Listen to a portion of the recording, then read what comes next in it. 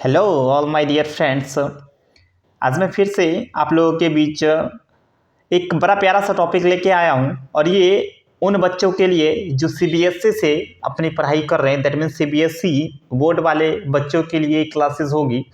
और ये जो क्लासेस है पोएट्री सेक्शन का पोयम नंबर 2। जी हाँ मेरे प्यारे बच्चों, पोएट्री सेक्शन का पोयम नंबर 2 कीपिंग क्वाइट ये एक पोयम है पोएट्री सेक्शन का।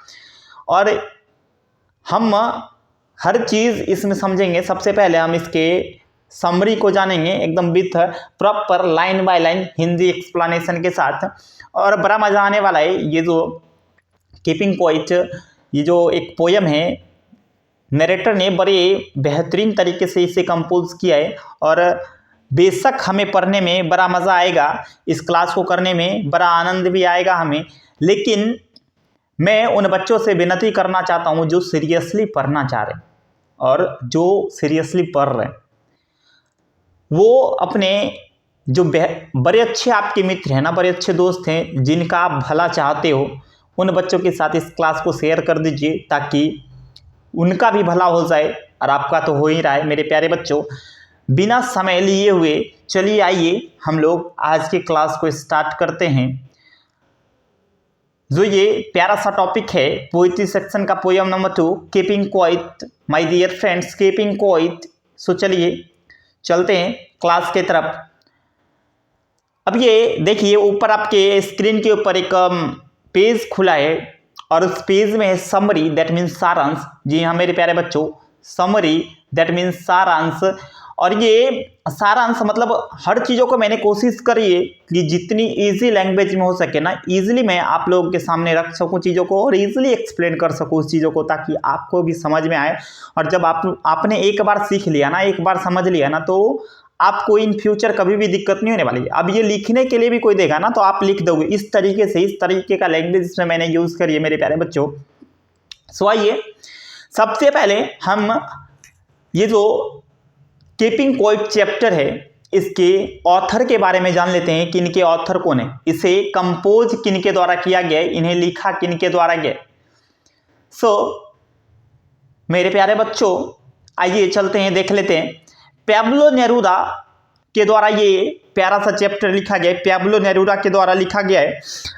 पैब्लो नेरूदा एक्चुअली में he was belongs to Chile, ये एक चिलियन पोएट थे। Pablo Neruda is a Chilean poet, ये चिली से बिलोंग करते थे, ये चिली से बिलोंग करते थे मेरे प्यारे बच्चों। Pablo Neruda is a Chilean poet, was born on 12 July 1904 in Parral, chilli.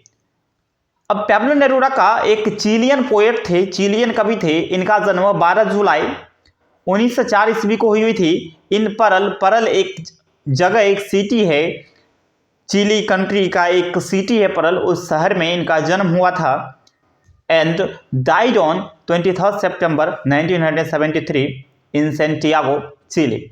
और इनकी मृत्यु 23 सितंबर 1973 ईस्वी को सेंटियागो, चिली में एक शहर है सेंटियागो सिटी है, इस शहर के अंदर इनकी मृत्यु हो गई थी। His full name is Ricardo Eliecer Neftali Reyes Basoalto. इनका पूरा नाम है मेरे प्यारे बच्चों रिकार्डो एलिसर नेप्टाली रेस बसल्टो। और his full name is Ricardo Eliecer Neftali Reyes Basoalto. He was the famous Chilean poet, ये एक प्रसिद्ध चिली कवि थे, ये एक प्रसिद्ध प्रख्यात विख्यात चिली कवि थे। डिप्लोमेट दैट मीन्स कूटनीतिज्ञ थे ये, वहाँ पे पॉलिटिशियन, ये राजनीतिज्ञ थे, मतलब नेता टाइप के ये व्यक्ति थे। He won the Nobel peace prize for literature in the year 1971। और इनकी लिटरेचर में रुचि के हिसाब से इनको मतलब चीज़ें लिखना, कहानियाँ लिखना, कविताएं लिखना इनको खासा पसंद था, और इस वजह से इनको, और ये मतलब बड़े शांत स्वभाव के कवि थे और शांति का संदेश पूरे पूरे विश्व के लोगों को देना चाहते थे। इसलिए इनको बड़े ही प्यार से लोग शांति के कवि के नाम से ही भी बुलाते थे। दैट मीन्स ये शांत लोगों से अपील करते थे कि हम जितनी शांति से रहेंगे ना उतना हमारे लिए अच्छा होगा। दैट मीन्स इन्हीं के वजह से इनको Nobel peace prize for literature, इनको लिटरेचर में नोबेल पीस पुरस्कार दिया गया था 1971 ईस्वी में असाइड फ्रॉम द नोबेल। और इस नोबेल पुरस्कार को छोड़ भी दिया जाए, ही ऑल्सो रिसीव्ड, इन्होंने प्राप्त की थी the International Peace Prize in 1950, 1950 में अंतर्राष्ट्रीय पीस प्राइज इनको से नवाजा गया था 1950 में। The Lenin and the Stalin Peace Prize in 1953, Lenin और स्टालिन पीस प्राइज मतलब हर पुरस्कार इसको शांति के क्षेत्र में दिया गया है, हर पुरस्कार इन्हें शांति के क्षेत्र में मिला है। ही डिड मैनी वर्क्स, इन्होंने कई तरह के काम किए, got many awards as well, और इस वजह से इनको कई तरह के अवार्ड से भी नवाजा गया। ही इज राइटिंग स सिंपल्स, इनकी जो रचनाएं हुआ करती थी ये बड़ा साधारण रचनाएं लिखते थे जो किसी ने भी आसानी से समझ में आ जाए। वेरिन लाइज देयर ब्यूटी, और यही चीज़ें उनका लेखन बिल्कुल सरल है और यही सरलता इनकी सुंदरता को दिखाती है, जिसमें मतलब इनकी जो अंदर की सुंदरता है ना ये इस रचना के माध्यम से ये निहित होती है, दिखती है, हमें दिखाई पड़ती है। The poem Keeping Quiet is originally written in Spanish, और ये कविता है ना कीपिंग क्वाइट, चुप रहना जो ये कविता है ना ये इनका जो मतलब ओरिजिनल लैंग्वेज है ना ये वास्तविकता में स्पेनिश लैंग्वेज में लिखी गई है, स्पेनिश भाषा में लिखी गई। The essence of this poem is based on introspection, और इस पोएम का जो सार है ये बेस्ड है किस चीज़ के ऊपर बेस्ड है मेरे प्यारे बच्चों? इंट्रोस्पेक्शंस एंड रेट्रोस्पेक्शंस, आत्मनिरीक्षण और पूर्वाधारणा के ऊपर आधारित है। आत्मनिरीक्षण मतलब खुद से और पूर्वाधारण करने की तरफ ये अग्रसर है। ये कविता उस तरफ हमें सोचने पे मजबूर करती है, उस तरफ हमें जानने के लिए मजबूर करती है। द पोएट फील्स, और पोएट महसूस करते हैं that same soul searching is needed, कि उन्हें ऐसा लगता है कि same soul searching is needed for us to be at peace with our self and other, कि हमें शांत रहना है ना, हमें शांत रहना है और हम अकेले शांत रहेंगे ना इससे कुछ नहीं होने वाला। दैट मीन्स कि हम एक दूसरे के साथ मिलके हमें क्या करना होगा, शांति से रहने के लिए ना, कि हम अपने आत्मा को मतलब जागृत करें, हम अपने जो हमारे अंदर के अंतरात्मा ना उसे जगाए और हमारे अंतरात्मा से पूछे कि इस दुनिया के अंदर ना सिपाही भाईचारे के अलावा कुछ भी नहीं है। सो हमें और एक दूसरे के साथ मिलके हमें खुश रहना होगा, हमें ये सीखना होगा, हमें ये समझना होगा कि इस दुनिया में भाईचारे के अलावा कुछ भी नहीं है। इसलिए हमें एक दूसरे में क्या ढूंढनी पड़ेगी मेरे प्यारे बच्चों? एक दूसरे के अंतरात्मा से हमें क्या करनी पड़ेगी, हमें और दूसरे के साथ हमें मिल के क्या करना पड़ेगा, खुश रहना पड़ेगा। और ये सर्च करना पड़ेगा, ये खोजना पड़ेगा, क्लियर है ना, कि ये खुश रहने के तरीके हमें ये निकालने पड़ेंगे, लोगों के साथ मिल के हम कैसे खुश रह सकते हैं। सो ये जो आपका था ये मतलब ये अबाउट ऑथर था कि ऑथर की सोच ऐसी थी मेरे प्यारे बच्चों। ऑथर ये चाहते थे, आपने जाना कि इनकी जन्म 12 जुलाई 1904 ईस्वी को हुई थी। ये चिली एक कंट्री है नॉर्थ अमेरिका में एक चिली कंट्री है, सटे हुए, क्लियर है ना, कि वहाँ से ये बिलोंग करते थे। और 23 सितंबर 1973 को सैंटियागो के शहर में इनकी मृत्यु हो गई थी। इनका पूरा नाम रिकार्डो एलिस नेफ्ताली रेस बसोल्टो इनका पूरा नाम था। और कहीं ना कहीं ये लोगों से शांति के लिए अपील कर रहे थे, इस वजह से इनको विश्व शांति पुरस्कार से नवाजा गया था, इंटरनेशनल अंतर्राष्ट्रीय शांति पुरस्कार से नवाजा गया था, लेनिन एंड स्टालिन शांति पुरस्कार से नवाजा गया था, और कई सारे वर्क इन्होंने किए जिस वजह से इनको अवार्ड्स मिले थे। और ये जो इनकी जो रचनाएं थी ना बड़ा सिंपल हुआ करती थी। सो दैट मीन्स ये अपने आप में एक बेहतरीन कवि थे और इनकी कैरेक्टर को ये चीज़ें शो कर रही है। चलिए नेक्स्ट देख लेते हैं, नेक्स्ट अगला चीज़ें क्या है।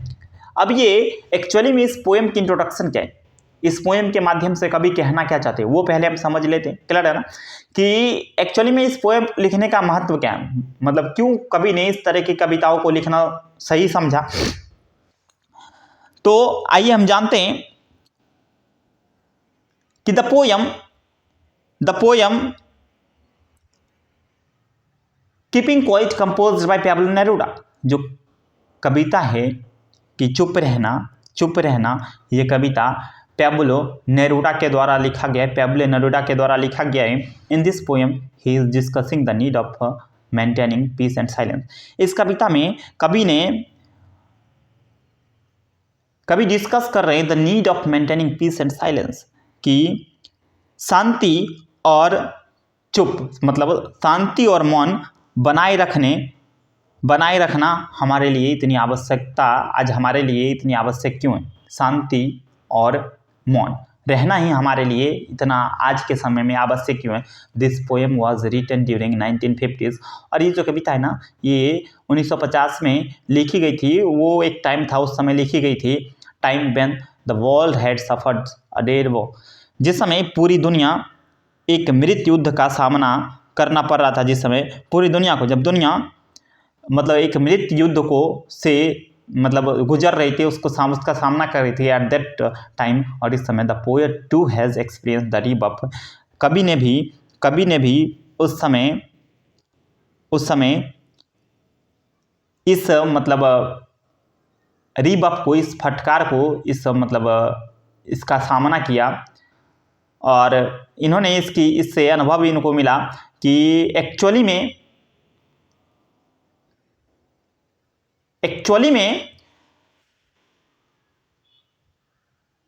कि ये जो दुनिया है ना, ये स्वार्थ भरी दुनिया है, कि लोग अपने स्वार्थ के वजह से किसी का भी कुछ करने को आज के समय में तैयार है, किसी के लिए भी कुछ कर सकते हैं। दैट मीन्स हम कह सकते हैं कि कवि ने उस समय ये अनुभव कमाया था। War and his appeal for piece shows that he is fashion. और इनकी जो शांति के लिए जो गुहार थी लोगों के लिए, लोगों से अपील इन्होंने की शांति के लिए, और इससे पता चलता है कि कवि कितने इस चीज़ से प्रभावित हुए थे, फैटन्ड हुए थे। सो इज फैटन सिंह, और इन्होंने उस चीज़ को देखते हुए इस अपने आप को मतलब उस चीज़ में अपने आप को इन्वॉल्व किया कि हम लोगों से शांति के लिए अपील कर रहे, गुहार लगा रहे कि कृपया करके आप शांति बनाए रखिए, और शांत रहना ही दुनिया के लिए सबसे उचित होगा। Seeing human killing each other for power and money. ये कभी देख रहे थे कि लोग पैसा और पावर के लिए लोग आज के समय में एक दूसरे को मार रहे हैं। क्लियर है ना, कि आज लोगों को लग रहा है कि एक तो बेशुमार पैसा और बेशुमार पावर, क्लियर है ना, ये दो चीजें इंसान को कुछ भी कराने के लिए मजबूर करती है, और लोग इसी के पीछे भाग रहे हैं, या तो बेशुमार पैसा के लिए और या फिर बेशुमार पावर के लिए लोग आज के समय में भाग रहे हैं। So in this poem the poet urges to me, और इस पोएम के माध्यम से कभी हम लोगों से विनती कर रहे हैं, आग्रह कर रहे हैं, मी चेंज योर बैड थॉट, कि आपको बुरे सोच को, बुरे विचार को बदलना चाहिए, and thinks about our self, और हमें हमारे बारे में सोचना चाहिए, आवर नेचर, हमारे प्रकृति के बारे में सोचना चाहिए, आवर ब्रदरहुड, हमारे इस भाईचारे के बारे में सोचना चाहिए, होम वी हेट, जिससे आज हम बहुत ही नफरत करते हैं। पोएट बिलीव्स, और ये ऐसा मानना है, पोएट को ऐसा लगता है, पोएट को ऐसा विश्वास है, कवि को ऐसा विश्वास है इन दिस वे, और इस तरीके से जब हम ऐसा करेंगे ना, हम अपने बारे में सोचना शुरू करेंगे, हमारे इस प्रकृति के बारे में सोचना शुरू करेंगे, हमारे इस भाईचारे के बारे में सोचना शुरू करेंगे, तो कवि को ऐसा लगता है we can be able to build a better world. इस तरीके से, इस माध्यम से, इस जरिए हम एक बेहतरीन दुनिया का निर्माण कर सकते हैं, बेहतरीन दुनिया का मतलब संरचना कर सकते हैं। What exactly we want to see, जिसे वास्तविकता यही कि हम ऐसी ही दुनिया देखना चाहते हैं, ऐसे ही संसार देखना चाहते हैं, ऐसे ही संसार में अंदर ऐसे ही स्वभाव के लोगों को देखना चाहते हैं कि इस दुनिया के अंदर ना सिवाय भाईचारे के अलावा कुछ भी नहीं है। कि आज अगर कोई बेशुमार पैसा और बेशुमार पावर के लिए आज कोई किसी को मार काट रहा है ना, तो सोचो कि ये दुनिया, मतलब इस दुनिया में नफरत कितनी घुल चुकी है। तो कभी कह रहे हैं, कभी हम लोगों से विनती कर रहे हैं, हमें कभी सिखाने की कोशिश कर रहे हैं कि अगर हम अपने बारे में सोचना शुरू कर दें, हमारे प्रकृति के बारे में सोचना शुरू कर दें, हम इस दुनिया के अंदर भाईचारे के बारे में सोचना शुरू कर देंगे ना, तो नफरत जड़ से ख़त्म हो जाएगी, और हम एक ऐसी दुनिया बना सकते हैं जैसा आज के लोग चाहते हैं। कि इस दुनिया में ना हर कोई खुश रहना चाहिए, और कवि की यही इच्छा है, कवि का यही सोच है कि इस दुनिया के अंदर जितने भी लोग हैं ना, वो सारे लोग आज के समय में खुश रहने चाहिए, और यही कवि चाहते हैं। So all my dear friends, कि आज जो आपकी जो क्लास चली है ना, उसमें मैंने बताया अबाउट ऑथर और इंट्रोडक्शन। नेक्स्ट क्लास में, अगले क्लास में मैं आपको बताऊंगा कि इस कविता का समरी क्या है, इस कविता का समरी क्या है, सारांश क्या है मेरे प्यारे बच्चों। समरी के ऊपर मैं फोकस नेक्स्ट क्लास में करूंगा कि बिल्कुल डिटेल से समरी, हर लाइन का ट्रू एक्सप्लेनेशन आपको मिलेगा। और इसके बाद जैसे ही समरी खत्म होगी आपको ऑब्जेक्टिव और सब्जेक्टिव दोनों क्वेश्चन आंसर्स कराए जाएंगे और पोयम भी आपको पढ़ाया जाएगा मेरे प्यारे बच्चों। सो हर क्लासेस चलेगी प्रॉपर तरीके से, इसलिए आप सभी अगर इस चैनल को सब्सक्राइब नहीं किए तो मेरे प्यारे बच्चों, माय डियर स्टूडेंट्स, कि आप इस चैनल को सब्सक्राइब कर लीजिए, बेल आइकन को दबा लीजिए ताकि जितने भी क्लासेस हो ना सबसे पहले आप तक पहुंचे। और अपने बड़े अच्छे दोस्तों के साथ इसे शेयर कर दीजिए ताकि आप जो सीख रहे हैं ना एट अ टाइम, उसी समय आपके जो सबसे अच्छे दोस्त हैं ना वो भी इस क्लास को अटेंड करें, और जो आप सीख रहे हैं वो आपके मित्र भी सीखे, आपके फ्रेंड भी सीखे। सो मैं चाहता हूँ कि आप भी पढ़े और आपके मित्र भी पढ़े। सो आप जितना हो सके उतना शेयर कीजिए, चैनल को सब्सक्राइब कीजिए। अगर वीडियो अच्छी लगी है तो लाइक करना ना भूलिए। Thank you so much all my dear friends.